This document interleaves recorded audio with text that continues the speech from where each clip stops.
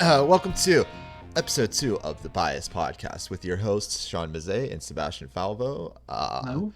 I have a bit of a ghost story for you guys today. Oh, let me start again because I didn't want to start there. Sorry.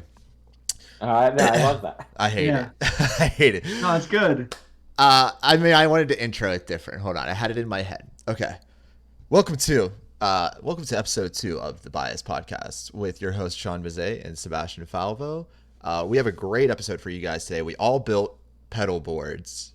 We all built one pedal board, and we have 9 different scenarios. We're going to use random numbers. We're going to pick a random number, random scenario, and see how our pedal boards stack up for all these random scenarios. It's going to be super fun for you guys. But first, I wanted to start with a ghost story and an occult story for you guys. And I can't wait to hear all of Seabass's conspiracy theories on this. It's going to be fantastic.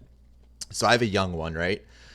And I'm a photographer for like my main job. So I always have cameras laying around my house. And my daughter loves to play with my cameras all the time. And one day she's looking through the viewfinder of one of my cameras, and she knows my cameras are fairly expensive and she knows not to drop them. And she took this camera and she threw it on the ground and she backed herself into a corner. And she was like, she kept saying, "The eye is coming to see me. The eye is coming to see me." And I'm like, what the does that mean, right? Like, you're looking through a viewfinder, right? So the eye, I'm thinking the eye in the viewfinder, like, what does that mean? I'm like, what's the eye? What's the eye? She goes, no, you can't see the eye. The eye's really bad. You can't look at the eye. And I was like, Daddy will fix it. Like, what's the eye? No, you can't see the eye. So I'm like, all right, cool, whatever. Like, we'll just drop it, But she's backed herself into a corner. She's too scared to move. So I had to take the camera physically out of the room before she would move out of this corner. Like, she would not go near my camera.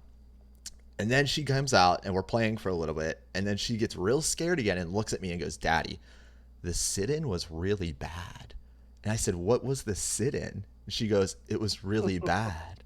And I said, "Can Daddy go?" And she goes, "No, nobody can go to the sit-in." And I was like, okay, kid, like you're weird, right? Like there's something going on in your brain right now. So this is not the first time we've heard of the sit-ins from Aurora. Yeah. So right? like, no. That was the first time. That was the first time of okay. hearing about the sit-ins from her.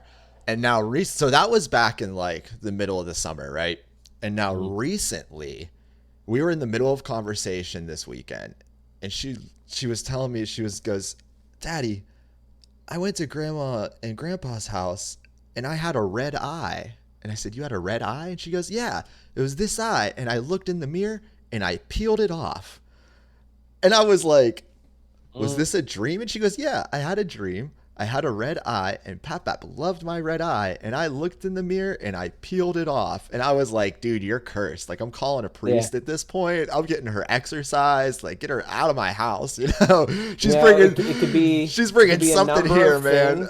That shit is that is a nightmare for me. What is it about kids that are just inherently terrifying? They're terrifying, dude. It's A kid, and that makes me not want to have a kid because I'm scared. We've watched movies where I'm like, it's the faker the movie, the more, like, the less obvious that it's real, the more scared I get.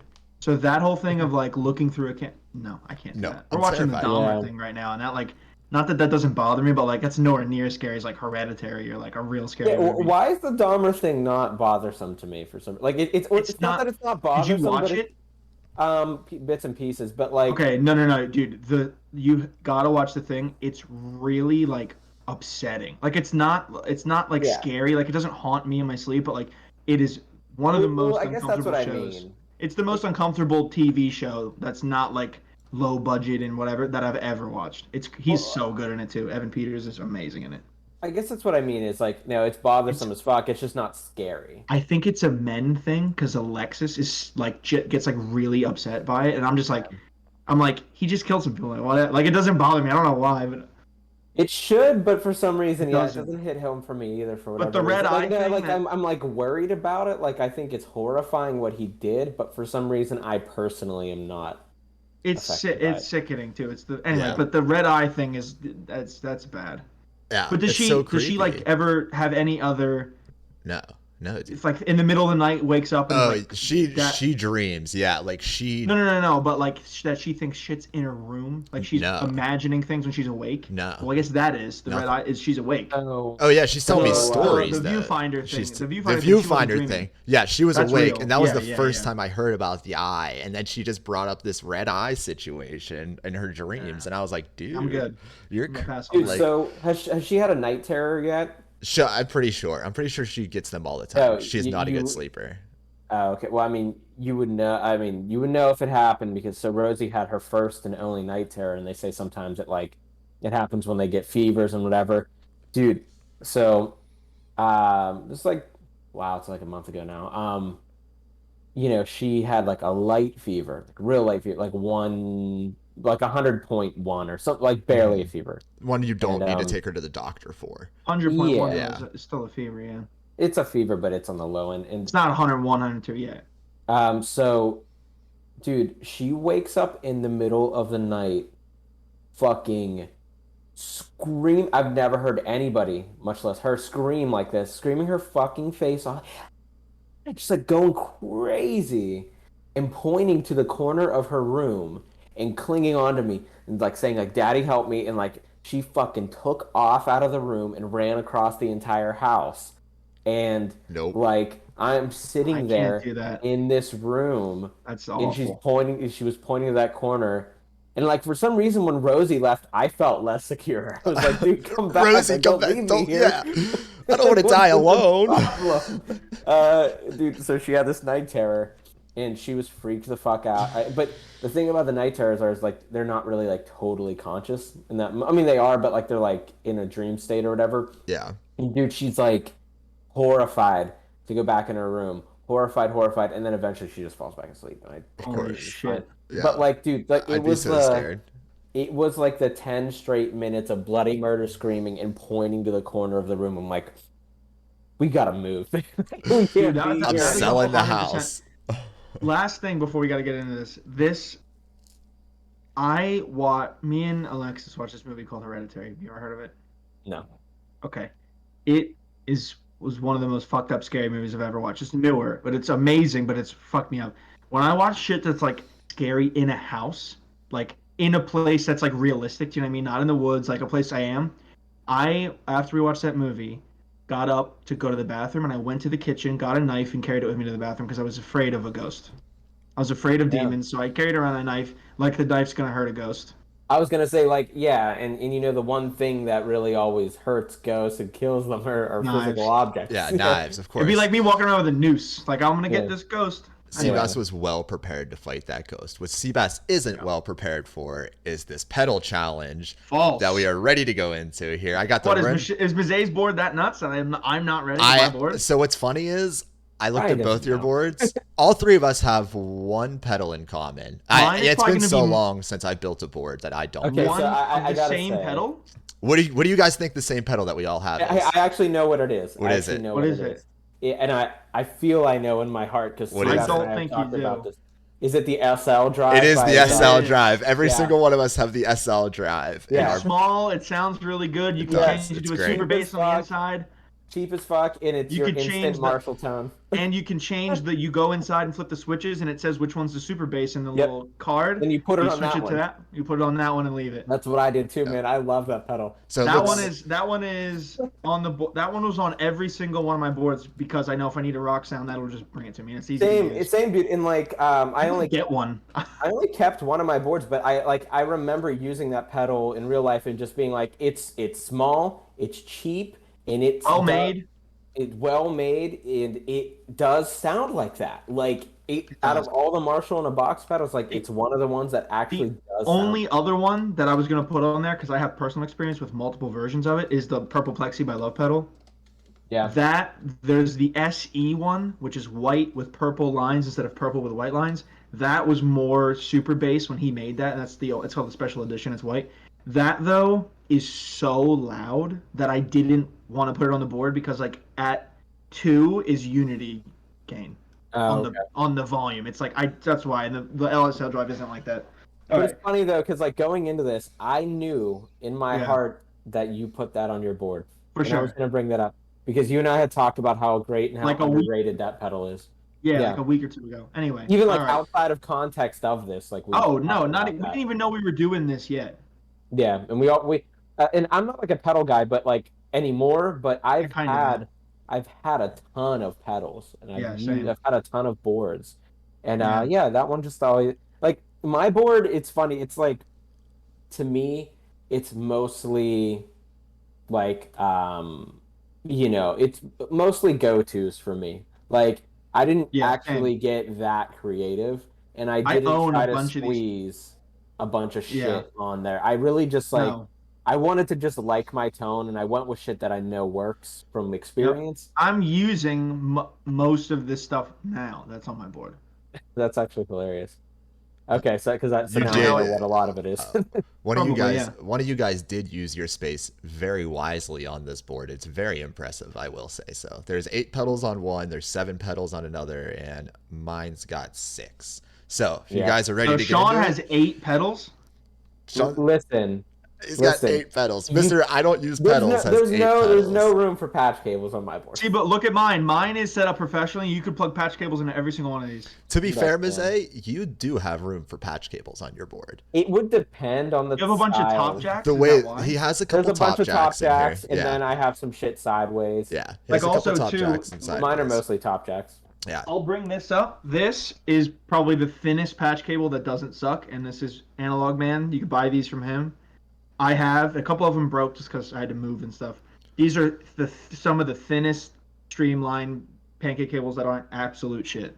So if you had to, mine I'd probably use these or the ones I use now. The other one, the KWS ones. Anyway. So if you guys want the boards, the boards are in the live show notes. Real quick. I did want to say I almost cheated and stacked something on top of something else. I thought about that too. I was like, that's a shitty move. That's a shitty move. I can't my stack thing before we get into the actual like pull the boards up. I was gonna get the Carl Martin Roommate, which is that fucking huge reverb, and put a bunch of pedals on top of it. On that. Yeah. And you could also inside of the pedal. Shout out to the Pedal Train app, so you can do everything on your phone. Yeah. You can put an add-on that's like a leveling thing. So I was gonna just start doing this. You're just fucking stacking. So mine was like give it always on reverb, so you just put that over top of that and put another pedal on top. Yeah. So I have like a pedal. Can we pull the boards up in chat, or can we pull the boards up on the screen, or no? I can. Have a pedal that has a favorite option. And I wanted that switch. Did you go with nice Strymon thing? Yeah, I did, and I wanted to just stack that bitch on top, but I was like, oh, that's cheating. No. But if this was my actual board, probably the El Capistan, if I had to guess. If this was my actual board though, and I needed that, I would just set it in front of the board, like in real life. I didn't do that. I was gonna put a fuzz off the board, but I was like, no, I have a fuzz on the board though. Do you have a fuzz? So there's the boards are up. The boards are up for you guys. In the Where Discord. Can we see them? They're in the live show notes, and stream? You can also click watch stream. Yeah, I pulled my stream up for you guys, so it's recording as well. Wow. So here is our boards. I believe Mize's is first, Seabass yours is second, and mine is on the bottom. To be fair, Sean's got those are good ones. I just want to clarify. Boss EQ. Fuck, man, that's a good one. I just want to clarify. I just kind of Googled what guy, Dean Ferda from The Dead Weather uses, because I fucking love The Dead Weather. So is that his name? Nice. Is that his last name? By the way, there's a bad echo. Yeah. Because we're talking into the stream and we're streaming it. Well, then you guys can just pull it up in show notes, and I won't stream that. Yeah. Because I don't hear an echo on my end personally, but no, I don't hear an echo from your end because you're streaming. Yeah, there you go. Okay. The beauties of recording a podcast. It's fantastic. Is it live show notes? Yeah. Okay, gotcha. So, Seabass. Okay, so let's take turns explaining our logic behind them, and then you go first. Scenarios. Okay. Cool. So my board starts out. I'm gonna just list the chain, and then I'll explain each choice for those who don't have the video. So I start out with the Jesse Davy King Tone SI Fuzz, goes into probably what would be the Mythos Argonaut. Prince of Tone. What? Mythos Argonaut. That's not on your board. Yeah, it is. No, it's not. The The little mini thing. Oh wow, sorry, I didn't even see it. That's what he really used his board wisely. Trust me, I know what the fuck's on here. I spent like an hour making this last night. An hour? I did this in 5 seconds. Dude, I rebuilt this board 1,000 times. Anyway, Jesse Davy SI mini fuzz, which would probably go into the Mythos Argonaut, which would go into the Prince of Tone, then the Archer Clean, Exotic SL Drive, Ibanez Mini Chorus, the Monument by Walrus, and then the El Capistan. So a lot of these choices are logical choices from me, but they're also choices that I've made in the past. I've used a lot of these pedals before. So with the fuzz, the Jesse Davy fuzz, it's not my favorite sounding fuzz in the world, but find me a more versatile and a more stable fuzz. That's what this is about. You should have put the new one on there. The new one is you can switch between germanium and silicon. You just put it out. Yeah, who gives a shit? Fuck that. That's cool though. I don't want germanium because like this is a board that I gotta fly. You know, this is the board that I gotta take to New Orleans and then take to Connecticut. So I'm sticking with the SI fuzz there. So what's and the it has a what's battery the difference? Simulator? What's the inside. difference between silicon and germanium for us normies? Wow. Don't go too deep on that right now. Just touch base on it for us normies. Explain to me like I'm 5. Let's eventually have a podcast about fuzzes. But okay, yeah, let's just share the properties of each that people know, not like what they do. All right. We gotta rein you back. Yeah, Christ, exactly. All right. So silicon fuzzes are the more modern of the two technologies that were more popular in the 70s, and it's kind of what the world moved to after that. Silicon is temperature stable. It doesn't have any leakage issues, so it's just a really reliable, solid piece of tech that I think has really great tone.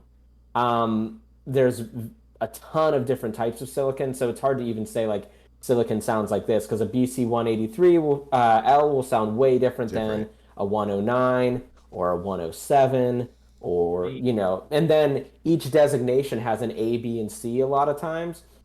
So like a BC 108A is the lower gain than a BC 108C. Yeah. And so silicons are actually pretty damn versatile. I would say if you were to make, overreaching like broad statements about it, you would say silicon's probably a little bit more strident at times and doesn't have quite as good a cleanup. I would say germanium is the more primitive tech. These transistors are temperature sensitive. They're usually lower gain, but you can find them in all gain ranges. They have leakage issues and stability issues, but the germanium though, like when you hear it, you're like, oh, that's it. Like that's the thing. Oh, Sean and I talk about fuzz all the time, and I have this. I guess it's a '90s NKT reissue. I don't even know if they're real. I don't think they are. They're NKTs, but it's a Dunlop red fuzz with no smiley on it. And anytime it's nice 30 degrees today in Nashville, so the fuzz will sound really good today. It's germanium, and it is when you click it on, it's just Sean will back me up. It's right. It's just whatever it is. The thing, man. It just has it sounds like the early recordings of fuzz, like your Foxy Lady, your Voodoo Child, like that big fat. That's what that sounds like. But it does woolier, not. It's woolier. It's not as versatile though, for sure. My signature fuzz I have coming out is not germanium for a reason. Dude, your red fuzz though, man. When the stars align, the Dunlop one. Dude, when the stars align, the cleanup on that thing is so good. It cleans up so well. And it's not too thin. Everyone tries to make their cleanup on fuzzes now like this real thin Stevie Ray Vaughan bullshit. And it doesn't do that. It just sounds like your guitar sound is clearer. It's nice. Anyway, that's a great pick, cool. Sean. Nice. Yeah, and also, it has the zonk setting. And if you hit the zonk setting and lower the bias, it doesn't sound really like a zonk, but what it'll get you is like if you're in a funk or an R&B band, that's kind of like a cool Stevie Wonder clav type sound. And so dude, it's a cool thing. And, I kind of thought like, oh, that's another bonus. The other thing with this fuzz is it has an internal volume boost. So a lot of fuzzes can get lost in the mix. Mm-hmm. This one has a higher output.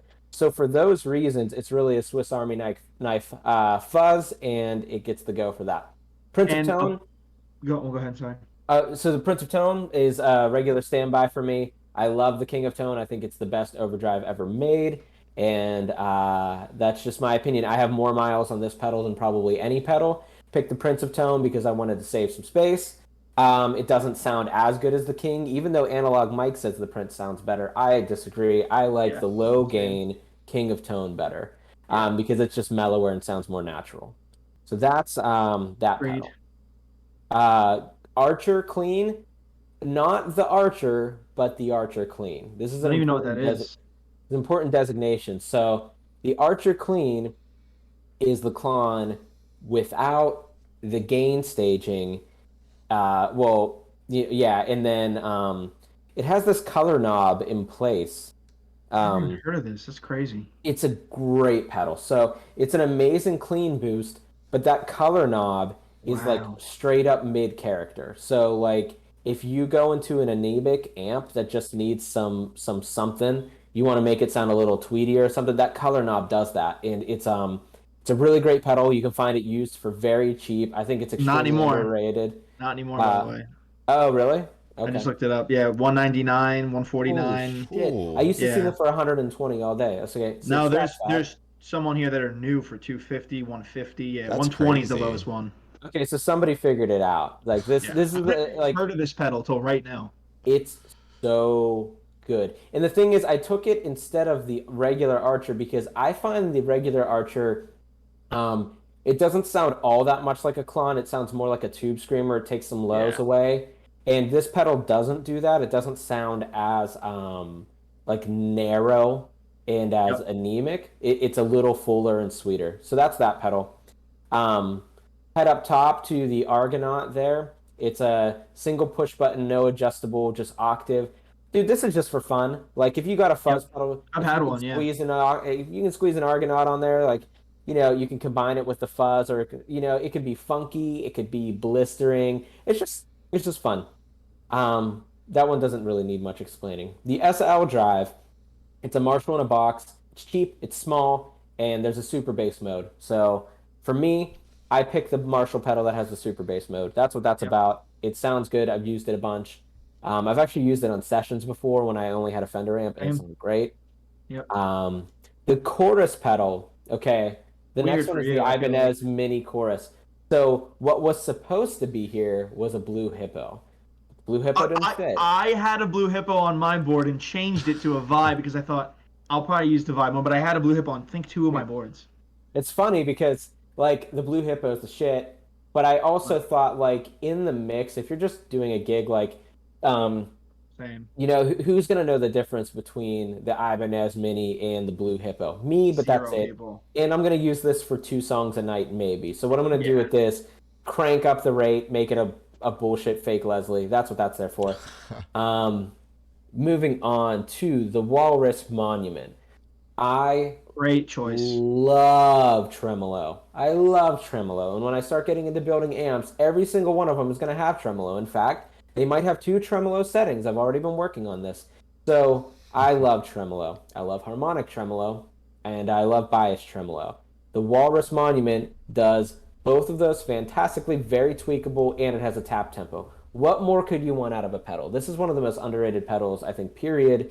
Because also, and I think Seabass will back me up with this, with harmonic tremolo in certain settings, you could even fool people into thinking it's kind of univibey, depending on... Yeah.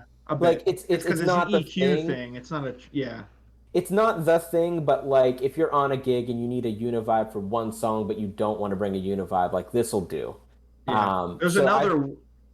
Go ahead. I was gonna say the other. I actually have it here. Sean and I have talked about this. The other fool somebody pedal is this. In case you ever want to fool somebody and not pay for a univibe. You showing the MXR phase? Yeah. Sorry. I had to say to everybody. If you ever want to fool someone, you get that. And if you don't want a tremolo, you get this. It's a lot easier to use. Obviously, it's just one knob.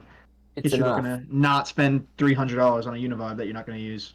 Yeah, and that's the thing is like I've done that and spent more on them, and I don't use them. So the Monument for me is like a real versatile piece of kit. But I would use it for what it's meant for, but also I feel like it has multiple functions. So, Definitely. Walrus Monument. The very last pedal on my board is okay. So this is like a very conflicting pick for me because Yeah. okay, so it's the Strymon El Capistan. It's on everybody's board, and there's good reasons why. Um, Mhm. I want to start by saying I actually don't love the sound of this pedal. Just No, it's gonna not. throw it right out Yeah. there.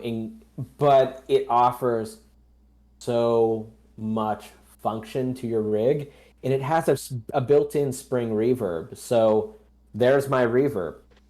Has a tap tempo, multiple heads, head simulators, and it's just it really is a great piece of kit. Is it the absolute most 100% Toneful. accurate No. toneful tape? No, I actually think that Catlin Bread one does a really, really great job. Catlin bread. The one I had on one of my other boards was the MXR, the Echoplex. Yeah, that one's great too. That one's And really good.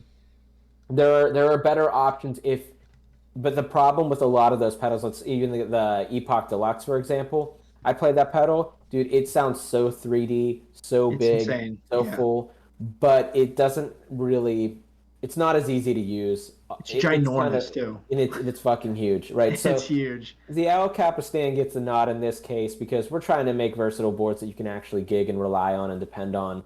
And Yep. the El Cap is a hell of a pedal for the money. It has so much under the hood. It's so tweakable. You can expand to favorite switches and things like that. So you can have your pre-programmed things. You can use it for long delays, short delays. It sounds good for slap, and there's also a function, I forget what it's called, but you can make it sound dirtier, basically. And you Yeah, can it's the get tape age. is that what that is? Yeah, okay. Tape age. Yeah, I yeah. thought tape age made it like warble or something. Oh, that's the wow and flutter.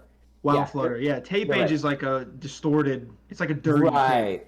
Right. So you crank that up, put the slap on. It's You could convincing. probably get some drive or sounds like drive, not feels like drive out of it also. 100%. Yeah. So that's my board. Cool. Yeah. Cool. It took me forever. I it's so funny. It took you forever, and there's some really good things in there. The one thing that I am, it's weird to me that you chose is I get that it's a better trem, but I went okay. If I need trem for one song, we're using the deluxe reverb at Princeton, so there's trem, so I don't need that. And the reverb in those amps I don't love, so that's why I have a reverb and not a trem. So I think it's just that I emphatically hate I know you do. blackface tremolo, I know. optocoupler, choppy tremolo. To me, it doesn't But you're still even on low. sound or like it doesn't like provide the same function even as No. the Monument.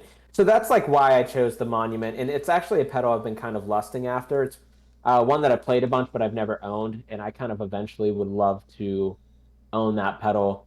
Um, I don't know, man. The feeling of a harmonic trem, the movement It's and the 3D quality and the space, it's just different. You can't get it out of optocoupler no. trem. Like, And that leads me to my first pedal is why it's on my board is the Vibe Machine by Drybell. This is one of the pedals. It's the yeah, only pedal on this board actually I have not owned, played, not owned. There's a ton. It's such a good. It's the best Univibe that's in this size. There's yeah, no other right. Univibe that is better than this. That's this size. All the other ones are shit. Dude, I Um, passed on it. I looked at that for a minute, man. Like, I really Yeah, like wanted it, it's but and this is the V1. There's I think now V3. The V1's really cool. I didn't see the V3. It's kind of the same thing. There's more tweakability on the other ones, which I prefer that there's not on this. This one does for me what Sean's tremolo does, and the reason I have it first I'll get to in a sec. The speed you can turn down low and keep the intensity up and kind of get a harmonic trem thing, which is why I have it on there for that. Or you get Univibe thing, you can kind of get if you want to do like the Gilmore thing, that's all in there. And the reason that's first into the fuzz, I know that like Hendrix did his fuzz first. I don't like the sound of my fuzzes getting shoved around in EQ because it takes the sound of the fuzz and then brings all the EQ up. I like the vibe into the fuzz, which my next pedal is the classic fuzz mini, can I and it just has comment real quick? yeah. Uh, I will say that the difference in order between like a You could change it Univibe and a too. fuzz, like you will prefer it one way or the other. Yeah. It's different enough for you to experiment with it. I just wanted to add that, like, yeah, for everybody sure. should experiment with that. And I think that if you're running a clean amp, I don't know how you would ever put the fuzz first. It doesn't sound, it sounds weird. It sounds too washy and just, anyway. The classic fuzz, the reason I chose this, I had this for a while, and the reason that this is like my either fuzz or for other settings, medium gain pedal. So when you click that button in the top right hand corner of the pedal, it goes volume, or it says output, fuzz, and then the switch is a buffer. That buffer takes away all the low end, like all the shitty low end from a fuzz. It's no longer this big thing. Kind of changes the gain structure a little bit. Sean might know more, but it sounds like a raucous mid gain drive, and you can set it how you need. I stack that into other things for like a lead sound, just because it gives you that fuzz feel without having to use just a fuzz face. Deceptively good pedal. Yeah, it's a great the size, and I wish they made a regular sized one that's like a normal pedal size. They do. They do. That's the first time I played it. Though the big one is double the size of it. It's like this big instead of normal. Gotcha. It's like wider. It would take up the space of the classic fuzz and the vibe machine. That's how big it is. Then we go into, and I didn't know about this pedal till I moved to Nashville, is the Boss EQ. This one isn't modded. I couldn't find the modded one again. I looked for it and whatever. It's still amazing. This I have on here because in any situation, it could also be moved. I'm going to start talking about moving things for gigs. No one says we can't move the pedal order. Yeah, sure. So EQ before the drives, because you can then shape what you're sending to your drives, or reverse it and then shape your overall sound. This thing is the best thing for solo boosts. If you need to just cut some low end. We picked the amp that we're going to go into. Like, we picked the deluxe reverb, but if you really don't know and you're showing up to and you don't know what, this thing could be a lifesaver, really. I've used it before. Now the next one I don't see anyone using, which is something I've just bought recently, and I use it all day every day. And this is kind of doing the shaping thing that Sean was saying for his, where like if you just don't know it, you got a backline, you want to make it sound more tweedy, that kind of thing. That's what this does for me. I used, when I was just out on tour recently, it stayed on the germanium diode setting, and then set the levels, whatever, to match, and then added some drive to a clean sound because I couldn't crank the amp. This is like my can't crank the amp, want some give pedal. So this is like for the, the special cranker is probably sorry, I was just going to say the special cranker is probably a better amp replacement than the Archer. The Archer is definitely more of a boost. The special cranker is like probably a better like amp replacement pedal. If you have a twin reverb, you're going to want the special cranker. I just used this on a gig with a twin with a 15 in it, and I was like, this is the gig I did downtown. Yeah. I used this the whole night. It was on pretty much the whole show. And then we all have the SL drive, which I used in college forever. It's amazing. It's crazy Brian has it too. Brian has his Brian having it is funny as hell. He has it first in the chain, which I don't understand at all. I'll explain. I'll explain.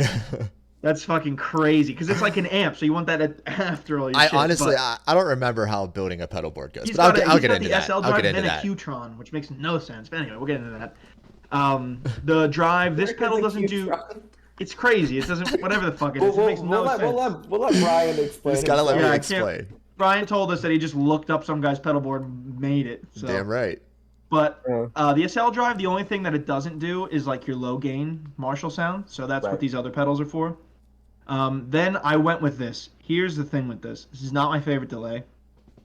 I wanted to leave room for cables, even though Sean didn't do that, because that's how I don't like when pedals are close together. Even on my own board, like I try to keep some space just because my feet are big and they're annoying, and I just step on the wrong pedal. That's my fault, not the pedal's fault. But I left space. The carbon copy, the reason it's on here, and I thought it'd be cool, carbon copy cuts a little bit of mids. So all the things I have on this board are mid-heavy as fuck. My guitar is mid-heavy. Usually I set things mid-heavy. My hands are mid-heavy. All these things. Cuts a little mids, and this one has the bright switch. So you can get the dark carbon copy, you get dark analog delay, and the bright analog delay, and it's actual analog. It's not digital analog. Right. Then I got this another pedal I don't see people using that I use every day is the Omni Reverb. This has my favorite reverb setting in a pedal ever. That isn't like a real spring pedal. The plate setting on this is fucking bananas. even like you can either set it to sound like kind of like a spring or crazy like doom, like crazy reverb sounds. The Dude, spring even does that not sound room good. setting, even that The room room setting is setting, oh yeah, amazing. we're It's gonna get to that. amazing. The spring is the worst one. I bought it for that, and I don't use it. I use this plate, which is even better. The room sound is really convincing. It's not too dark, it's not too bright, and there's only two controls. There's some internal controls. I have mine set on non-true bypass actually, so you get the trails when you turn it off, and I like the way it sounds buffered better. Is that the internal Um, control you said? That's what's there's one inside? switch, yeah. So it's like it says Dude, trails or no trails, and gotcha. trails means when you turn it off, it's buffered. Right, And I right. prefer that actually, not because of the trails, because I'm not really turning it off. And I will use the Fender foot switch if I want more reverb to add on the amp reverb Right. because amp reverb sounds good. And if sometimes you just need a little more reverb instead of leaning down and turning your pedal up, you just have two kinds of reverb, which I like together, spraying in a plate or whatever. Yeah, Yeah, pretty I, much I would spelled I, would- I on. would say too that like I think it's worth saying that like the room setting on the Omni is 1,000% different than a spring reverb and a deluxe reverb. So much, yeah. You would never confuse the two. So Nope. like it's worth having both, I think. Yeah, and it's also It's a good like call. it's the room pedal. The room setting for me is like when we were going through the scenarios, which we'll get to in a sec.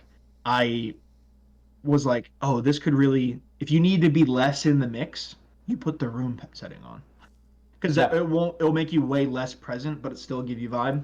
Different That's what I feel. got there. Yep, and they're all All right. pretty easy. I didn't want a lot of knobs on pedals because shit needs to be changed sometimes during the set, especially when you don't have a Yeah. huge board or an M9 or an X9, whatever those things are called.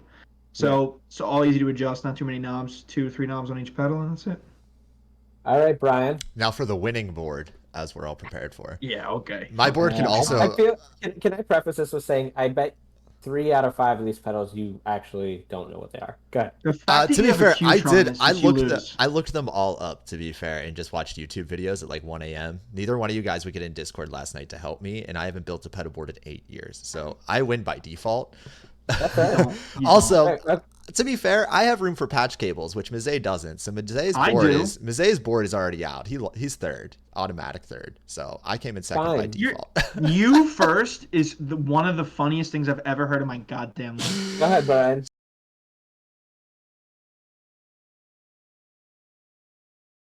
So Go ahead. Let's hear it. I owned the SL. I don't remember the order of pedals. I tried to go look at my old board that I have, I'll and tell you my what, old this board is ain't it. apart. I'll tell you right now, No, this ain't it. That's because I haven't built one in 8 or 9 years. All right, Brian. Let's hear it. I owned the SL drive. I almost put the Katana on there because I remember you had the Katana Mizé. Mm-hmm. And I just good remember one. liking it. Yeah, I almost put the Katana on. These first two pedals I owned. The SL drive I remember owning, and I loved it. I used it with my twin reverb that I used to have. He had a silver face twin. I had a silver face twin. 74. All of my gear Mizé sold me at one point. Got that twin for $300. Yeah, What'd you sell it to him for? I think $300. I think $300. Yeah, I think it was just $300. It was just an equal It'd be trade. funny if you were like 800 and he I made 500 should bucks. have. I went from a twin to a tweed baseman to You did? now a Princeton. Also my tweed bass. Yeah, it was also Mizé's tweed baseman. I to a respect your Princeton. amp choices, but these pedals don't make sense with your amp choices. I don't Well, remember. let him explain. I don't Let's remember let's building hear it. boards. Brian, back it up. So man. I had the OCD as well, which I remember. So I would remember from the OCD, the HP and LP switch, which Mizé can probably explain all these things way better than I Bypass, can. low pass. Yeah, so I remember High those. peak, low peak. I remember High peak, sorry. those Yeah, being yeah. really useful, and I remember the tone knob on the OCD also being really useful to crank up and down. Mhm. I remember Mizé had the Octafuzz at one point. Oh, I love that pedal. Yeah, so Great pedal. I remember loving that pedal. And then at that point, I was like, fuck, I don't remember anything else about pedals. So I Googled the Dead Weather and their pedal boards because I really love the Dead Weather. Yeah. And so I threw the Qtron Mini on here because the actual Qtron is fucking huge. Yeah. Huge. And I just really like the sounds that it makes, honestly. Like, it just makes cool sounds to me. So I threw it on The there. Qtron would take up 3 of those pedals with the space. Oh yeah, it's fucking Yeah. huge. It's Yeah, so big. I threw the Mini on there just because I like the sounds that it makes. Same thing. The other one's the Bit Commander by Earthquake Devices, Good pedal. which I had the Octafuzz, but I wanted an up octave and a down octave. down. Yeah. Which this one does. Hell yeah. And then the MF delay was just a cool delay that I thought was on. That is a super I forgot about it. I've played that before. It's really Moog makes underrated shit. So that's my board. You guys can probably choices. explain all the pedals better than I can, but that's just kind of how I built mine. That's a good setup, man. That's just kind of how I built it. It's not extremely versatile, but it's a good setup. My order is out of whack, I know. All you would need to do, to be honest, is reverse all the drives. SL after, OCD either before or after, depending on what you want it to do, and Octafuzz goes into the Marshall for sure. So I will say, like, your drives make sense, though, because, like, I am surprised you didn't put the Tube Screamer on there, because you do have a TS9. I thought about it, but you guys also made fun of Tube Screamers, so I didn't put it on there.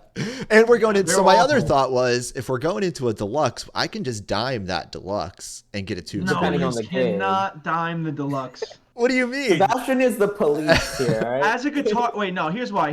As a person who's gigged in the last 2 years with these amps, where people are even in situations where I'm allowed to be louder than most people, you can't dime. And I could dime my 5-watt amp. That's about it. You can't dime a Princeton. People absolutely tell you it's too loud. I've played 15,000 people with a deluxe reverb, and you can only put it on 4. To be fair, Mizé, I've seen you. 6, if you get it to 6, you'd be very lucky. Even if you turn it around, Yeah. Mizé, I'm gonna crank the deluxe. I've seen you play, Mizé, I've seen you play bars smaller than my house and slowly turn your amp up from 5 to 9 by the end of the show. There was one time, I gotta say that there was one time Brian, you and I played a very shitty bar. Remember fucking Bloomfield Bridge. Bloomfield Bridge, yeah. Bloomfield Bridge Tavern, yes. And Seabass, this place is probably a 25-seater. Yeah, maybe. It's a bar? It's a 25-seat bar. I brought my 66 Vibrolux with Celestians and my 50-watt basement and 212 with Celestians, and that was my. And I had my twin. You have a basement with 212s? You mean the black face? Silver face head. 68 head. Basement head and a 66 Vibrolux and crank them to a 25-seat bar. So to be fair, I thought we were diming the deluxe. I thought we were diming it. No, we're not diming the deluxe. Well, then that's my mistake. I assume from recent history with Mizé that I was diming the deluxe. But you have pedals where you wouldn't need to. You could turn that OCD on kind of medium low gain and volume. Easy. Same thing with that SL drive. I thought that SL drive was always a really good the SL drive though has this inherent wolf gainy feel. Yeah. I wouldn't turn that on and ride the volume unless you keep it on the bright setting. Mm-hmm. No, honestly, the SL drive I've used as if you put it on the super bass setting, you could actually dump the tone and crank the gain and get a pretty convincing fuzz sound. Yes. Yeah. That's what. So I thought. But that's how much gain is in the pedal. That's the issue with having it on all the time. There's a lot of gain. That was my other thought with the OCD too. Is it's just a super versatile. From what I remember, I can get it to sound like a fuzz or a tube screamer and anything in between, or you can even get it to sound like a Marshall. Versatile. Yeah, so. And if you put it on low peak, and turn the gain down, it can be a pretty convincing low gain clean boost type thing too. Yeah. It has a shit ton of volume on tap, so you can definitely use it for those sorts of things. The OCD, man, I used to buy them for $60 all day and night, and now they're $400. Yeah, $400. I still got mine. So that's great. $400 is nuts. If anyone wants to buy it, they can email thebiaspodcast@gmail.com. But anyway, and I remember Brian will make you an offer you can't refuse. Yeah, I'll make you an offer you can't refuse. Mizé, what about your Octafuzz? Whenever you used to own that, if you want to talk about that pedal a little bit, because you guys can talk about these pedals more than I can, honestly. Yeah, sure, man. So the Octafuzz. A lot of the pedal choices I've made over my, I hate saying career because it's so hard to know when you have a career or not. But so a lot of my pedals, the choices have been made out of gigging necessity. There, a little background on me. There's no question I was a bar for a very long time, bar room gigging musician constantly, and so playing with a bunch of different bands and all sorts of things. So a lot of these pedals were born out of necessity. So, and then some I fell in love with later. One of those pedals that I fell in love with and kept on my board forever, and it beat out so many others, was the Full Tone Octafuzz. It was born out of necessity because it has an option to take the octave out and just be a fuzz. But honestly, I never used it like that. I thought I would, Yeah, me but neither. I like even if you want a straight fuzz sound, just play it on your bridge pickup, and the octaves barely come in at that point. So that's how I used it. Um, this pedal to me though, shit ton of gain, wild sounding, very convincing, regular fuzz sounds at times, but also does the octave thing. Temperature stable, simple. I mean, I don't know, cheap. Like it really, Jesus Christ. I mean, like everything about this pedal was great. Like it really has so much to offer for the price. Yeah, and then So, like I I said, think the Qtron I just kind of threw on. Like I don't know what the Qtron like the essentially Qtron is does. cool, and so let me zoom in on the that switch because the original one doesn't have this. What does that say? LPHP. I'm assuming that's low pass, high pass on this. Maybe I'm wrong, but it's an envelope filter, and it's just I don't know. I'm not into it. It's very, very, very, very big in your like Grateful Dead, John Mayer. That circle. That's really what made this big again. Is like even if you're like Jerry a Corey Garcia. Long kind of guy too, a funk thing, like it could work there too. Yeah, I'm not into it. It's not a sound that connects with me at all. It sounds goofy to me. Most times I hear it, it's just like wah, wah, wah, wah, wah. It's just like It is a goofy ass sound. It is it's a goofy literally what it sound. sounds like. It's like wah, Yeah. wah, wah, wah. And like the other one that sounds cool is the Mutron, which does the opposite end. It goes out, out. It does that instead of one. It's really. I think it sounds better. Analog Mike talks about it. It's really cool. Sorry for my The thing is about the effects. Qtron, man, is like I think it's kind of in vogue now though. Like it's It's at stupid. one point it was a very strange choice, then John Mayer happened, and now it's actually I'm seeing it more and more. Not my thing. I think Seabass said it all, and I disagree with it. I Yeah. think it's kind of like weird, but I've heard You people disagree use with it. what I said? No, I agree with you, and Oh, it's a weird sound, but I have heard it used, pretty well. I same. don't know, Yeah. but it is an in vogue choice right now. It's on a lot of people's boards, so no knocks It's for that. more in vogue than a wah pedal, for sure. Totally. Well, a Way wah more. pedal is such a compromise of everything. Like Yeah, it sucks board the board tone so space, bad. money, sucks tone. Even good Um, ones are shit for your guitar sound. oh, so dude, this Mine is pedal, same. Yeah, it's this awful. vintage box wah here, this like 1971 or whatever, it has like the worst bypass sound I've It's ever heard in a pedal. oh yeah, it's so dark and like Literally, shitty. It's unreal. it's literally unusable. I'm actually gonna true Yeah, bypass it, and I know people are gonna like. I'm a purist usually. Like if I want to use this pedal, I need a true bypass. That's the end of the story. yeah, it really Um, is. Is that bad? it's so bad. So yeah, I mean, a wah pedal is just it's not like a very usable effect anymore. And honestly, like there's really only one type of wah sound that I like, and it's like if you're gonna do if you're in the Bill Withers, Al Green style Yes. thing, I think that's cool. I cannot stand wah pedals with gain. It's just my preference, and I don't hate you if you use it, but I'm just saying like there's only one guy I can think of that uses the wah pedal with gain that I like, and it's Steve Vai. Um, Yeah, yeah, that's true. because he has like a different thing with it. But man, I just don't. I really just like it clean. For me personally, Yeah, or me uh, or the little bit of not clean like crystal clean, but like I like breakup. the cleans you and I like. Yeah, exactly. Yeah, and that's just and so for me because it's such a niche thing, um I don't know, I just don't use it much. I mean, Yeah. this wah, if you're gonna get one, this is the one to get, Yep.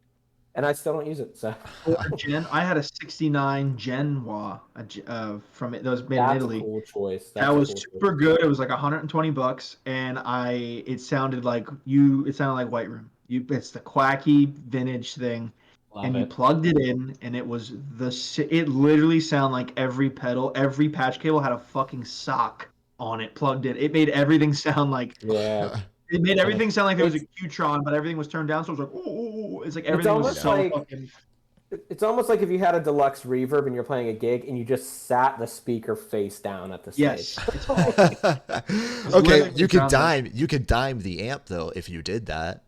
True. Speaking of someone who So- does that, Jimmy Vaughn takes his amp, he has legs on the back of his basement, and he shoots the amp to the ceiling, so the amp's like this way.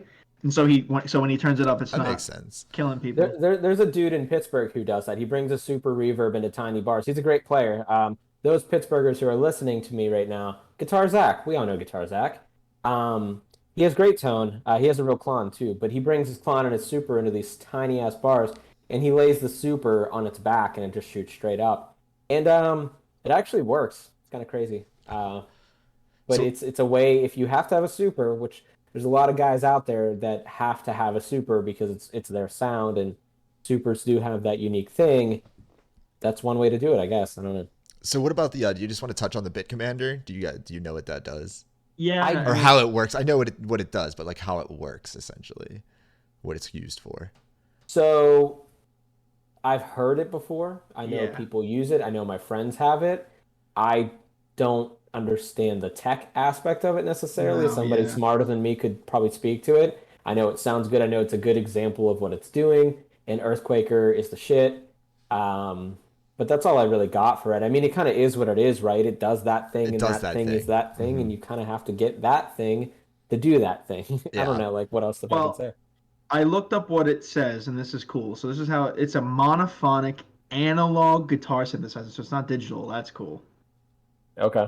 With 4 octaves of square wave synth tones. So yeah, it says bait. It says that's why I was wondering what the knobs say, because the knobs are Filler level sub, bass. down, and Yeah. up. So that means there's a sub something, a down octave, and an up octave, which is Yeah. crazy.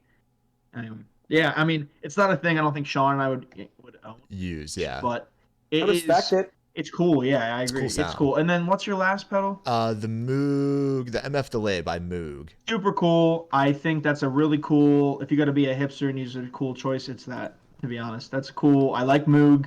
The brand is cool itself. They make pedals with wood on them. It's cool as fuck. I think it's worth saying my board is by far the most expensive. It's not even close. I'm Yeah. just not into. I don't like the Prince of Tone at all. I don't think it sounds good. Really? It's my favorite. Oh, Nah, the King of Tone. Yes, Prince of Tone is. I don't think it sounds remotely close to the same. I've had them both at the same time before. There are settings in which they do sound similar, but overall, I think the Prince of Tone sounds worse. In my ideal board, I would have the King, and It's a that space would be thing, that. It's a space thing, It's all a so space thing. I just decided that this was a compromise for me. But the EQ is generally the same. The thing that's different to me about the Prince of Tone is that, to me, and feel free to argue this, anybody who's listening, the Prince of Tone is rattier sounding. It sounds more like a pedal than the King. The King sounds more natural, more mellow. Yeah. It's actually a little scooped, I think, like comparatively, the King. I feel like the Prince has more mid-range. And the thing about mid-range and pedals is like it's dangerous, and you got to be careful which ones you pick, because the more mid-range you put in a pedal, the more it's going to sound like a pedal. So Yep. I think I mean, you got to be careful with what you pick. Like every mid-range heavy pedal sounds like a pedal, because you don't have that thing where, like a mid-rangey amp, like the low end, as you turn it up, will expand. It'll bloom. It'll create harmonics and stuff. It's not really the same thing for a pedal. It'll just sound. And I like small mid-rangey sounds too, more than anyone. Like, give me a 6-inch speaker, little 5-watt guy. I love that shit. But there's something about it in a pedal that is a huge turnoff to me. So yeah, I totally get that. The Prince is a concession. It's not my first choice, but it is the choice. So yep. And I don't have a. By the way, back one last thing. I looked up Brian's delay. It's, first of all, I didn't realize it's Bucket Brigade analog. It has a drive knob for the thing and an expression out to fuck with the time, I believe. You should Mixed probably feedback. get this, Seabass. You should probably get that pedal. By the way, Brian's board might be more expensive than mine just because of this pedal. It's over $300 for just that pedal. Oh, really? So I lost Yeah. on You cost. got the dry bow though, right? The vibe I've got the machine's drawbacks. expensive. So let's figure out price. You want to We're figure out the price of the board? Not used price. We got to go new. Well, you can't get half my pedals new. Well, let's figure out the do you prices mean? and then post it on our Insta. Like we'll post our boards on On Instagram that you guys can Instagram, check out and look at them, and then figure we'll out the put the price. prices. Yeah, we'll figure out the All right. price. You guys can vote on Cool. your favorites Sean's there is too. expensive. Sean's is almost $1,000 probably. Oh, mine's more than 1,000. The El Cap alone is what, 300 bucks or something. $300. The Monument's 250. The Chorus is probably 100. The Argonaut's 110. The SL Drive's like 115. The Archer's now 150, 200. Prince of Tone is 200. Fuzz is 250. To be Prince of Tone fair, is only 139 new. we did not put a price cap on this though. So No let it price cap. roll. There was But no price cap. Here's the problem: all the best expensive pedals are not going to fit on this board. Univibes, fuzz faces, crazy delays, reverb tanks. None of that's going to fit. Well, that's part of the challenge though. That's what makes No, it but fun. that's why Yeah. it's not more expensive. Yeah. If we had a big Yeah. board, Sean and I would have went nuts. Yeah. I would have had a gypsy vibe. I would have had a reverb tank. The Surfy Bear reverb tank would have been on I would have had that, or I would have had I would have had the full Sir Henry vibe. Yeah, that's exactly the one I would have picked too. I would have had I would have had the what's that full tone tape echo? You put that on there. Fuck it. Right, yeah. And definitely big smiley fuzzes all over the place. There might be several. 2 of them. Probably Yeah. the Vintage Gypsies and the Germanium one or something. Yeah, probably several. All right, guys. Spare amp. You want to get into the scenarios? Yeah, you want to jump into the scenarios? Cool. I think we got time for probably like what are we at in about an hour? So do we want to? We got about an hour left, yeah. Or we're at an hour. If you guys want to roll for another We can't hour, do a 2-hour podcast. Let's cut this and go back and do part 2. all right. So we'll do part 2, where we'll get into the scenarios next show, and then right now we'll jump into the listens for the week. What do you guys think? Yep. Cool. Okay, Seabass, you go first. All right. So Pick your album for the week. pick my album for the week. Okay. My Yeah. album for the week is going to be a hip hop record. Black Star, Most Def and Talib Kweli are Black Star. It's probably my favorite 90s hip hop album probably ever. They're just everything about it is incredible. All the beats are really interesting. The interludes and the skits are really, really good. They tie in the songs well. The wordplay and what they're talking about is extremely like forward thinking and I guess we'd say based nowadays. Is that what that it's means? just- Based. Yeah, That's what like based like means? they're talking like the things that they're like bringing up are social things we're dealing with now and still, and it's just really, really, really good. And the yeah, you have to listen to it. It's hard to explain because it's hip hop. You can't really talk about instrumentation and stuff, but great samples, old jazz things, and like these. It's phenomenal. Yeah. All right. So can you say the name of the album again? Yeah. It is the album is called Most Def and Talib Kweli are Black Star. It's just you type in Black Star on Spotify. That's the artist and that's the album. I love Most Def. It's those two guys, Most Def and Talib Kweli, who is now Yassine Bey instead of Most Def. Anyway. All right. So my album listen for the week. Check out. This is one of my favorite records, maybe ever, and I know that's a big claim, but maybe at least of my recent life. It's going to be Sharon Jones and the Dap Kings. The album is called Naturally. Dap Tone Records. I mean,